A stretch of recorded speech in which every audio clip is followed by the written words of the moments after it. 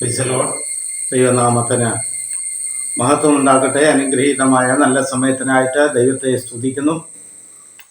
വീണ്ടും ഒരു പ്രാവശ്യം കൂടെ നമുക്ക് ദൈവസന്നിധിയിൽ ഒരുമിച്ച് വരാൻ ദൈവം സഹായിച്ചല്ലോ. കഴിഞ്ഞ നാളുകളിലൊക്കെ ഞങ്ങളുടെ വീഡിയോയൊക്കെ കണ്ട് ഞങ്ങളെ പ്രോത്സാഹിപ്പിച്ചതായ എല്ലാ പ്രിയപ്പെട്ടവർക്കും ഹൃദയത്തിൻ്റെ ആഴത്തിൽ നിന്നുള്ള നന്ദി അറിയിക്കുന്നു, വന്ദനവും അറിയിക്കുന്നു. ദൈവം നമ്മെ അനുഗ്രഹിക്കട്ടെ. കഴിഞ്ഞ നാളുകളിലൊക്കെ നിങ്ങൾ ചെയ്തതിലുപരിയായി വേണ്ടതായ നിർദ്ദേശങ്ങൾ, അഭിപ്രായങ്ങളെല്ലാം ഞങ്ങൾക്ക് നൽകുക. നിങ്ങൾ മറ്റുള്ളവർക്ക് ഷെയർ ചെയ്ത് കൊടുക്കുക. ഇനിയും സബ്സ്ക്രൈബ് ചെയ്യാനുള്ള പ്രിയപ്പെട്ടവരെല്ലാം അത് സബ്സ്ക്രൈബ് ചെയ്ത് ഈ ചാനലിനെ വിജയിപ്പിക്കുവാനായിട്ട് ഓർമ്മിപ്പിക്കുന്നു. നിങ്ങളെല്ലാ വീഡിയോയും ആദ്യം മുതൽ അവസാനം വരെ കാണുക. കണ്ടെങ്കിൽ മാത്രമേ അതിലടങ്ങിയിരിക്കുന്നതായ ഉദ്ദേശശുദ്ധിയോ ഉള്ളടക്കങ്ങളോ ഒക്കെ നമുക്ക് മനസ്സിലാക്കുവാനായിട്ട് കഴിയത്തുള്ളൂ. അപ്പോൾ അതുകൊണ്ട് ആ രീതിയിൽ നമ്മൾ മുമ്പോട്ട് പോകാനായിട്ട് ദൈവം സഹായിക്കട്ടെ. തുടർന്ന് നമ്മളിന്ന് ദൈവവചനം ചിന്തിക്കുവാനായിട്ട് താല്പര്യപ്പെടുന്നത് 2 രാജാക്കന്മാരുടെ പുസ്തകം 6-ാം അധ്യായം അതിൻ്റെ 1 മുതലുള്ള ചില വാക്യങ്ങൾ വായിക്കുവാനായിട്ട് ആഗ്രഹിക്കുന്നു. 2 രാജാക്കന്മാരുടെ പുസ്തകം 6-ാം അധ്യായം അതിൻ്റെ 1 മുതൽ ഉള്ള ചില വാക്യങ്ങൾ വായിക്കുന്നു. അതിങ്ങനെയാണ് വായിക്കുന്നത്: പ്രവാചക ശിഷ്യന്മാർ ഏലിശയോട്, ഞങ്ങൾ പാർക്കുന്ന ഈ സ്ഥലം ഞങ്ങൾക്ക് തീരെ ഇടുക്കമായിരിക്കുന്നു എന്ന് നീ കാണുന്നുവല്ലോ. ഞങ്ങൾ യോർദാനോളം ചെന്ന് അവിടെ നിന്ന് ഓരോരുത്തൻ ഓരോ മരം കൊണ്ടുവന്ന് ഞങ്ങൾക്ക് പാർക്കേണ്ടതിന് ഒരു സ്ഥലം ഉണ്ടാക്കട്ടെ എന്ന് ചോദിച്ചു. അപ്പോൾ പോകുവിൻ എന്ന് അവൻ പറഞ്ഞു. അവരിൽ ഒരുത്തൻ, ദയചെയ്ത് അടിയങ്ങളോട് കൂടെ പോരണമേ എന്ന് അപേക്ഷിച്ചതിന് പോരാം എന്ന് അവൻ ഉത്തരം പറഞ്ഞു. അങ്ങനെ അവൻ പോയി അവരോട് കൂടെ അവർ യോർദാങ്കൽ എത്തി മരം മുറിച്ചു. എന്നാൽ ഒരുത്തൻ മരം മുറിക്കുമ്പോൾ കോടാലി ഊരി വെള്ളത്തിൽ വീണു. അയ്യോ കഷ്ടം യജമാനനെ, അത് വായ്പ വാങ്ങിയതായിരുന്നു എന്ന് അവൻ നിലവിളിച്ച് പറയുവാനിടയായിരുന്നു. പ്രിയമുള്ളവർ, ഇതൊക്കെ ഈ വസ്തുതകൾ അനേക പ്രിയപ്പെട്ടവരിലൂടെ നമ്മൾക്ക് കേൾക്കുവാനും കാണുവാനും ഒക്കെ കഴിഞ്ഞിട്ടുണ്ട്. എന്നാൽ ഈ ദൈവവചനം അനേക പ്രിയപ്പെട്ട ഭക്തന്മാര് ഇതിൻ്റെ ആഴങ്ങളൊക്കെ നമുക്ക് പകർന്നു തന്നിട്ടുണ്ട്. എങ്കിലും എൻ്റെ ശേഷിക്കനുസരിച്ച് പരിജ്ഞാനത്തിനുള്ളിൽ നിന്നുകൊണ്ട് ചില വാക്കുകളെ പറയുവാനായിട്ട് ഞാനും താല്പര്യപ്പെടുകയാണ്. ഏലിശയെക്കുറിച്ച് നമുക്കറിയാം. ഏലിയാവിൻ്റെ പ്രധാന ശുശ്രൂഷകനായിരുന്നു, പ്രധാന ശിഷ്യനായിരുന്നു ഏലിശ. ഏലിശ ഏലിയാവിനോട് കൂടെ സഞ്ചരിച്ച കാലങ്ങളിലെല്ലാം യോഹന്നാൻ യേശുവിൻ്റെ അടുക്കൽ മാറിൽ ചേർന്നിരുന്നത് പോലെ ഏലിയാവിനോടൊപ്പം ചേർന്ന് നിന്നതായ ശിഷ്യനാണ് ഏലിശ. ഏലിശ ഏലിയാവിൽ നിന്ന് ആത്മാവിന്റെ ഇരട്ടി പങ്ക് പ്രാപിക്കുവാനായിട്ട് അവൻ ഒരുക്കമുള്ളവനായി എപ്പോഴും കാണപ്പെടുകയായിരുന്നു. അങ്ങനെ യഹോവയായ ദൈവം ഏലിയാവിനെ ചുഴലിക്കാറ്റിൽ എടുത്തുകൊണ്ട് പോകും എന്നൊരു അരുളപ്പാട് ലഭിച്ചു കഴിഞ്ഞ കാലം മുതൽ ഏലിയാവിനോടൊപ്പം നടന്നതായ ഏലിശ തൻ്റെ പ്രധാന ശിഷ്യനോട് ചോദിച്ചു, യഹോവ എന്നെ ചുഴലിക്കാറ്റിൽ എടുത്തുകൊണ്ട് പോകുമ്പോൾ നീ എന്താണ് ആഗ്രഹിക്കുന്നത്? അപ്പോൾ യജമാനനെ കൊണ്ടുപോകുന്നത് എനിക്കൊന്ന് കാണാം. അത് മാത്രവുമല്ല, അങ്ങയുടെ ആത്മാവിൻ്റെ ഇരട്ടി പങ്ക് എനിക്ക് തരണം. ഞാനത് പ്രാപിക്കുവാനും ആഗ്രഹിക്കുകയാണ്. അങ്ങയെ എപ്പോഴാണ് ചുഴലിക്കാറ്റ് വന്ന് എടുത്തുകൊണ്ട് പോകുന്നതെന്ന് അറിയാൻ കഴിയാത്തത് കൊണ്ട് എപ്പോഴും സദാ കൂടെ നടക്കുകയാണ്.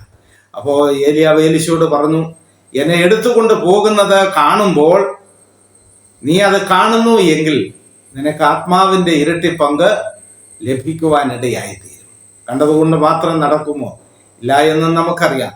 എന്നാൽ ബേഥേലിൽ വഴി അവര് കടന്നുപോയതായ സന്ദർഭത്തിൽ യോർദാങ്കലെത്തിയപ്പോഴും നീ ഇക്കരെ നിൽക്കുവാനായിട്ട് ഏലിയാവ് ഏലിശയോട് പറഞ്ഞപ്പോൾ ഏലിശ അതൊന്നും കേൾക്കാതെ ഏലിയാവിനോടൊപ്പം ചേർന്ന് നടക്കുവാനിടയായി തീർന്നു. അങ്ങനെ അവർ ബേഥേലിലെത്തിയപ്പോഴും പറഞ്ഞു, നീ ഇവിടെ ഇരിക്കാം, യഹോവ എന്നെ ചുഴലിക്കാറ്റിൽ എടുത്തുകൊണ്ട് പോകട്ടെ. ഇല്ല, ഞാൻ എന്ത് ചെയ്യും? യജമാനനോട് കൂടെ ഇങ്ങനെ വരിക. അങ്ങനെ പോയി ബേഥേലിൽ നിന്ന് എടുക്കപ്പെടുന്നതായ സന്ദർഭത്തിൽ ചുഴലിക്കാറ്റ് വന്ന് ഏലിയാവിനെ എടുത്തുകൊണ്ട് പോകുമ്പോൾ ഏലിശ ആ കാഴ്ച കാണുവാനിടയായി തീർന്നു.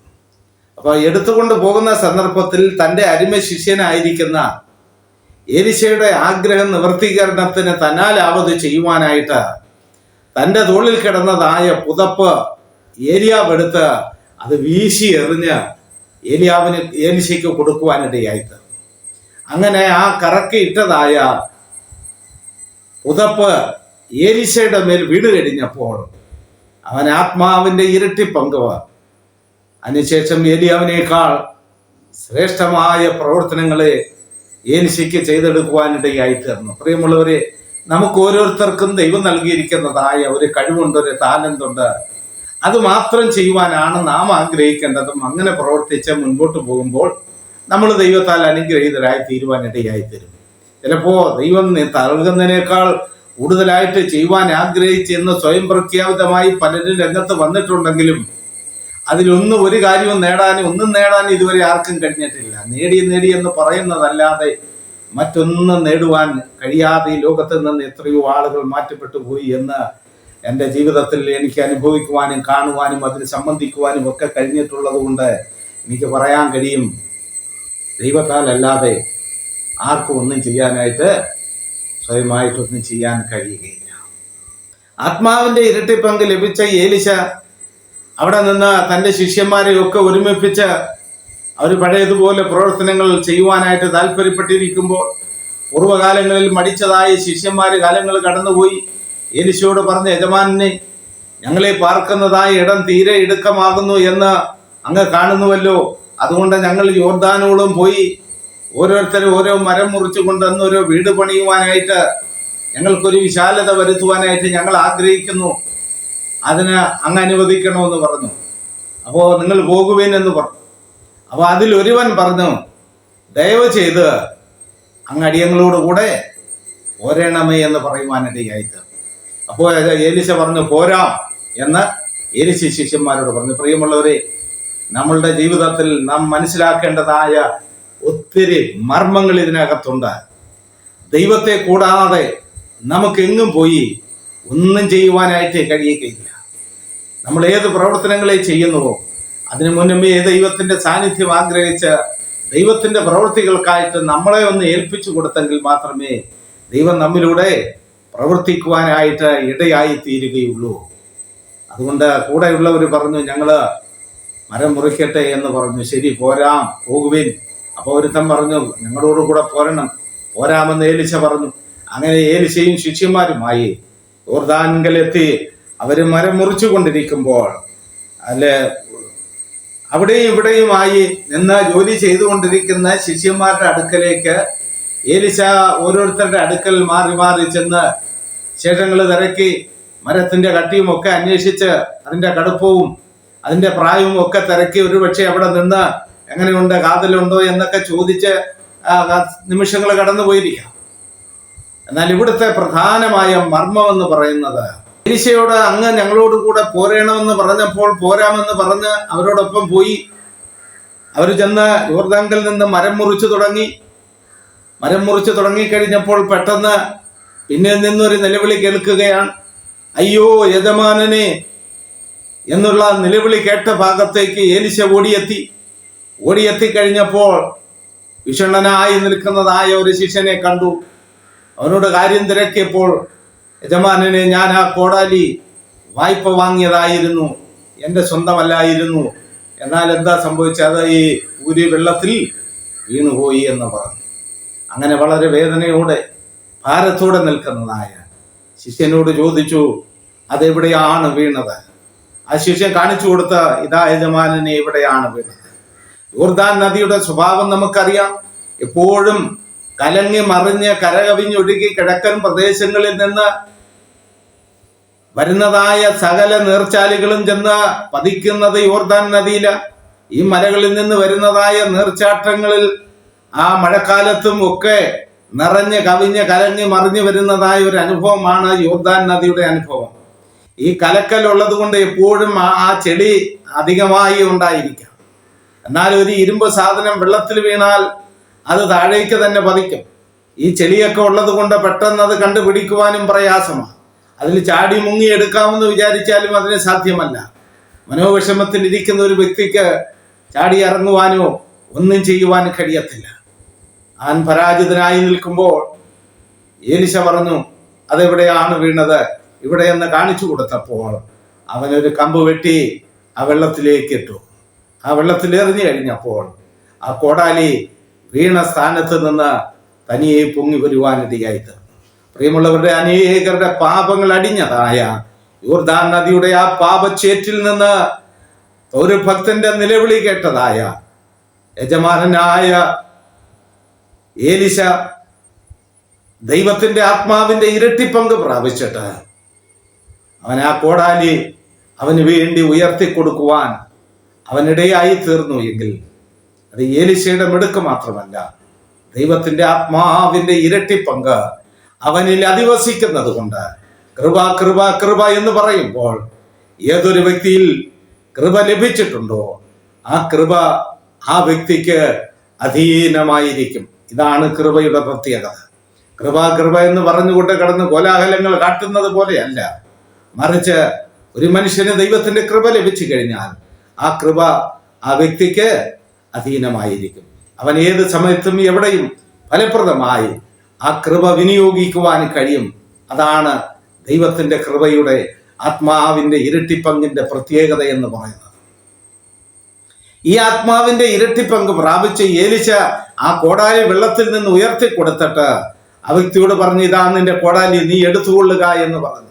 അവൻ ആ കോടാലി കൈനീട്ടി എടുക്കത്തക്ക നിലവാരത്തിൽ അത്രത്തോളം അത് ഉയർത്തി കൊടുക്കുവാൻ ദൈവത്തിന് കഴിഞ്ഞുവെങ്കിൽ, പ്രിയമുള്ളവരെ, നമ്മുടെ ജീവിതത്തിന്റെ പരാജയത്തിന്റെ മേഖലകളിൽ നമുക്കൊരിക്കലും എത്തിപ്പിടിക്കുവാൻ കഴിയാത്ത സാഹചര്യങ്ങളിൽ, നമ്മാൽ ഒന്നും കഴിയാത്തതായ അനുഭവങ്ങളിൽ ദൈവത്തിന് പ്രവർത്തിക്കുവാൻ കഴിയും. യെശയ്യാ പ്രവാചകനിലൂടെ പറയുന്നത്, സ്തോത്രം, എനിക്ക് പ്രവർത്തിക്കുവാൻ കഴിയാതെ വണ്ണം എൻ്റെ കൈ കുറുതായി പോയിട്ടില്ല. അപ്പൊ എനിക്ക് വീര്യം പ്രവർത്തിക്കുവാൻ കഴിവുള്ള കരങ്ങൾ ഇപ്പോഴുമുണ്ട്. അത് ഞാൻ അനേക ഭക്തന്മാരിലൂടെ എൻ്റെ വീര്യമുള്ള കരം ദൈവജനത്തിന് വെളിപ്പെടുത്തി അത് പ്രവർത്തിക്കുവാനിടയായി തീർന്നിട്ടുണ്ട്. പ്രിയമുള്ളവരെ, നാം മനസ്സിലാക്കേണ്ടത് ആ കോടാലി വെള്ളത്തിൽ വീണതായ വ്യക്തിയായിരിക്കാം. അവൻ കോടാലി എടുത്തതിന് ശേഷം അവന്റെ ഹൃദയത്തിലെ സന്തോഷവും ആനന്ദവും നമുക്ക് പറഞ്ഞറിയിക്കുവാൻ കഴിയുകയില്ല. കാരണം വായ്പ വാങ്ങിക്കൊണ്ടുവന്ന് അത് തിരികെ കൊടുക്കുവാൻ കഴിയാതെ ഇല്ലാതെ പോയി കഴിഞ്ഞാൽ എനിക്ക് മരം മുറിക്കുവാൻ കഴിയുകയില്ല. മറ്റുള്ളവരുടെ മുൻപിൽ ഞാൻ പരാജിതനായി ലജ്ജിതനായി തീർന്നിട്ട് ഞാനൊരു മാനപാത്രമാകാതെ ഞാൻ മനോഭാരത്താൽ മറ്റുള്ളവരുടെ മുൻപിൽ തലകുനിച്ച് നിൽക്കേണ്ടതായ സാഹചര്യം ഉണ്ടാകും. അതുകൊണ്ട് അവൻ ദൈവമുഖത്തേക്ക് നോക്കി അയ്യോ എന്നുള്ള നിലവിളിയുടെ മുൻപാകെ യജമാനനായ ഏലിശ അവന്റെ അടുക്കലേക്ക് ഓടി വന്നു എങ്കിൽ, പ്രിയമുള്ളവരെ, ദൈവമേ എന്നുള്ള നിലവിളിയുടെ മുൻപാകെ ദൈവം തമ്പുരാൻ നമ്മുടെ അടുക്കലേക്ക് താണിറങ്ങി വരും എന്നുള്ളതിന് യാതൊരു തർക്കവുമില്ല. നമ്മളതെങ്ങനെ സംശയിക്കേണ്ടതില്ല. എന്നാൽ ഇവിടെ ഞാൻ പറയുവാൻ ആഗ്രഹിക്കുന്നത്, ഞങ്ങൾ പോയി മരം മുറിച്ചു കൊള്ളട്ടെ എന്ന് പറഞ്ഞപ്പോൾ പോകുവിൻ എന്ന് പറഞ്ഞ മാത്രയിൽ ഒരു ശിഷ്യൻ പറഞ്ഞു, ദയവ് ചെയ്ത് അങ്ങ് ഞങ്ങളോട് കൂടെ പോരണമേ. പ്രിയമുള്ളവരെ, ഒരു പക്ഷെ അങ്ങനെ പറഞ്ഞത് ഈ കോടാലി വെള്ളത്തിൽ വീണതായ ശിഷ്യനായിരിക്കാം. ദൈവത്തിന്റെ സാന്നിധ്യം മുന്നമേ ആവശ്യമുണ്ട് എന്ന് ആത്മാവിൽ മനസ്സിലാക്കിയതായ ആ ശിഷ്യൻ പറഞ്ഞു, അങ്ങ് ഞങ്ങളോട് കൂടെ പോരണം. എന്താ? ദയ ചെയ്ത് അങ്ങ് ഞങ്ങളോട് കൂടെ പോരണം. കർത്താവ് ദയുള്ള മനുഷ്യനാണ്, മഹാദയുള്ള ദൈവമാണ്. അപ്പോൾ ഈ ദൈവം കരുണയും ഒക്കെ നമ്മുടെ മേൽ പകരുവാൻ കഴിവുള്ള സർവശക്തനായ ദൈവം നമ്മോട് കൂടെ ഉള്ളത് കൊണ്ട് നാം ഒന്നിനാലും ഭാരപ്പെടേണ്ടതായിട്ടില്ല.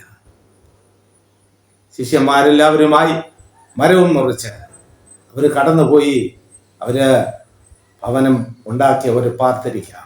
അവരുടെ ഞെരുക്കത്തിൽ അവർക്ക് വിശാലത വന്നിരിക്കാം. എന്നാൽ ഇവിടെ പറയുവാനായിട്ട് താല്പര്യപ്പെടുന്നത്, ദൈവത്തിന്റെ സാന്നിധ്യം എവിടെ ആവശ്യമുണ്ടോ മുന്നമേ നമ്മൾ അവനെ ക്ഷണിച്ചു കഴിഞ്ഞാൽ ദൈവത്തിന്റെ സാന്നിധ്യം നമ്മളോട് കൂടെ പോരും. കാനാവിലെ കല്യാണത്തെ കുറിച്ച് ചിന്തിക്കുമ്പോൾ യേശുവിനെയും ശിഷ്യന്മാരെയും അവിടെ ക്ഷണിച്ചിരുന്നത് കൊണ്ട് ആ കാനായിലെ ആ ശൂന്യതകളെ മാറ്റുവാൻ, അവരുടെ പരാജയങ്ങളെ മാറ്റുവാൻ കർത്താവിന് കഴിഞ്ഞു എങ്കിൽ നമ്മുടെ ജീവിതത്തിൽ നമ്മുടെ ഏത് ആവശ്യങ്ങളുടെ മുൻപിലും ഏത് പ്രവർത്തനങ്ങളുടെ മുൻപിലും ദൈവത്തെ മുന്നമേ നാം ക്ഷണിച്ചു കഴിഞ്ഞാൽ നമുക്ക് അവിടെ ഒരു പരാജയം ഉണ്ടാകത്തില്ല. അഥവാ ഒരു പോരായ്മയോ പരാജയമോ ഉണ്ടായിക്കഴിഞ്ഞാൽ തൽക്ഷണം അത് നികത്തുവാൻ നമ്മുടെ അരുമനാഥനായ കർത്താവിന്റെ സാന്നിധ്യം അവിടെ ഉണ്ടാകും. അത് നികത്തപ്പെടുവാനിടയായിത്തീരും. അതുകൊണ്ട് നിങ്ങൾ പോകുവിൻ എന്ന് പറയുമ്പോൾ അങ്ങ് ഞങ്ങളോട് കൂടെ പോരണമേ. ദൈവമേ, ഞാൻ ഗൾഫിൽ പോകുവാൻ ആഗ്രഹിക്കുന്നു, ഞാൻ വിദേശ രാജ്യങ്ങളിൽ പോകുവാൻ ആഗ്രഹിക്കുന്നു. അതേ പോകാനായിട്ട് പ്രാർത്ഥിച്ചയക്കുമ്പോൾ നമ്മുടെ യാത്രയിൽ നമുക്ക് പറയാം, ദൈവമേ അങ്ങ് എന്നോട് കൂടെ പോരണമേ.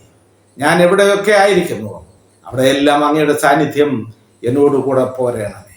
നമ്മുടെ ജീവിതത്തിന്റെ ഏതവസ്ഥകളിലും ദൈവത്തിന്റെ സാന്നിധ്യം ആഗ്രഹിച്ചുകൊണ്ട് നാം മുൻപോട്ട് കടന്നു പോകുവാൻ താല്പര്യപ്പെടുമ്പോൾ ആത്മാവിന്റെ ഇരട്ടി പങ്ക് ലഭിച്ചതായ ഏലിശ അവരുടെ കൂടെ ഉണ്ടായിരുന്ന ശിഷ്യന്മാരുടെ പോരായ്മകളെ പരിഹരിക്കുവാൻ കഴിഞ്ഞുവെങ്കിൽ നമ്മുടെ ജീവിതത്തിലെ പോരായ്മകളെ പരിഹരിച്ച് നമുക്ക് വേണ്ടതായ ആനന്ദത്തെ നൽകുവാൻ, സമാധാനത്തെ നൽകുവാൻ, സന്തോഷത്തെ നൽകുവാൻ, നമ്മുടെ പ്രതികൂലങ്ങളെ മാറ്റി, നമ്മുടെ പ്രതിസന്ധികളെ മാറ്റി നമ്മുടെ ജീവിതത്തെ വിജയമാക്കി തീർക്കുവാൻ കഴിവുള്ള സർവശക്തനായ ഒരു കർത്താവ് നമുക്ക് വേണ്ടി ഉയരത്തിലുള്ളത് കൊണ്ട് ആ കർത്താവിന് വേണ്ടി നമ്മൾ ആഗ്രഹിക്കുകയും അങ്ങയുടെ സാന്നിധ്യം എല്ലാ സമയത്തും ആഗ്രഹിച്ചുകൊണ്ട് നമ്മുടെ ജീവിതങ്ങളെ മുൻപോട്ട് നയിക്കുന്നുവെങ്കിൽ നമ്മുടെ ജീവിതം സഫലമായി തീരുവാനിടയായിത്തീരും. ദൈവത്താലല്ലാതെ ഒന്നും നമുക്ക് നേടുവാൻ കഴിയാത്തത് കൊണ്ട് എല്ലായ്പ്പോഴും ദൈവത്തിന്റെ സാന്നിധ്യം ആഗ്രഹിച്ചുകൊണ്ട് ദൈവത്തോട് പ്രാർത്ഥിച്ചുകൊണ്ട് നമ്മുടെ ജീവിത യാത്രയിൽ നമുക്ക് മുൻപോട്ട് പോകുവാൻ സർവശക്തനായ കർത്താവ് ഈ വാക്യങ്ങളിലൂടെ നമുക്ക് കൃപ നൽകട്ടെ എന്ന പ്രാർത്ഥനയോടെ ഞാൻ എൻ്റെ വാക്കുകളെ നിർത്തുന്നു. ദൈവം നമ്മെ എല്ലാവരെയും ആശ്വസിപ്പിച്ച് വഴി നടത്തുമാറാകട്ടെ. ആമേൻ, ആമേൻ, ആമേൻ.